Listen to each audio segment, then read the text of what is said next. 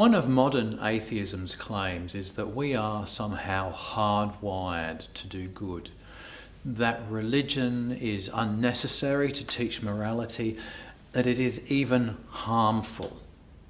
And we see this in calls in recent years to ban religion based on the rise of religious extremism. We see it also in books like Christopher Hitchens' God is Not Great, How Religion Poisons Everything. So atheism is kind of attempting to take the moral high ground. But let's think about those claims for a moment. Let's imagine a world where a couple of things are true. First of all, there is no God. Second of all, there is no spiritual world or spiritual forces of any kind.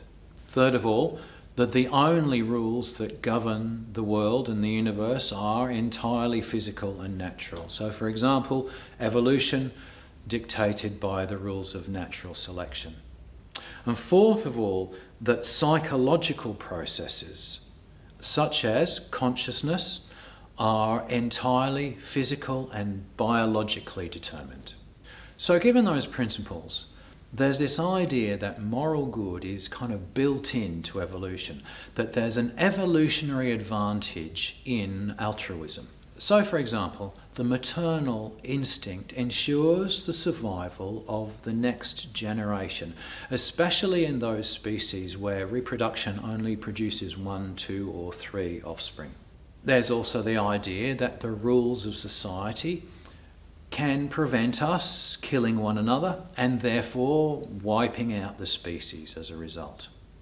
However, if we look around us at the natural world, we'll see many examples of species who seem to be able to survive those occasional examples of aggression between one individual and another. And what is the evolutionary advantage of caring for the elderly, the injured, and the genetically defective? You see, evolution, based upon the survival of the fittest, is not benefited by that preservation.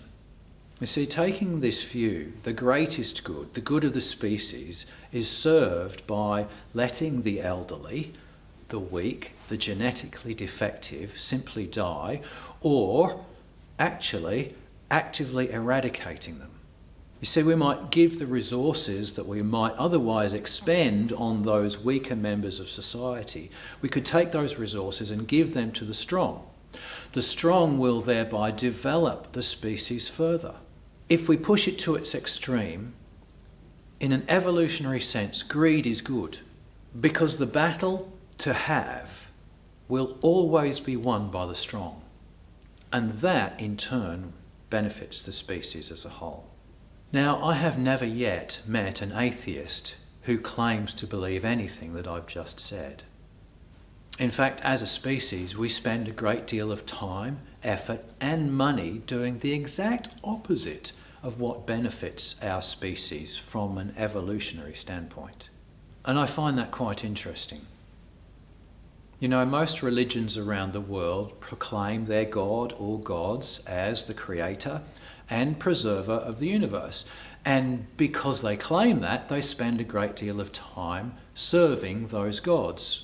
Atheists, on the other hand, proclaim evolution as the creator and preserver of the universe, but they spend a great deal of time running in the opposite direction.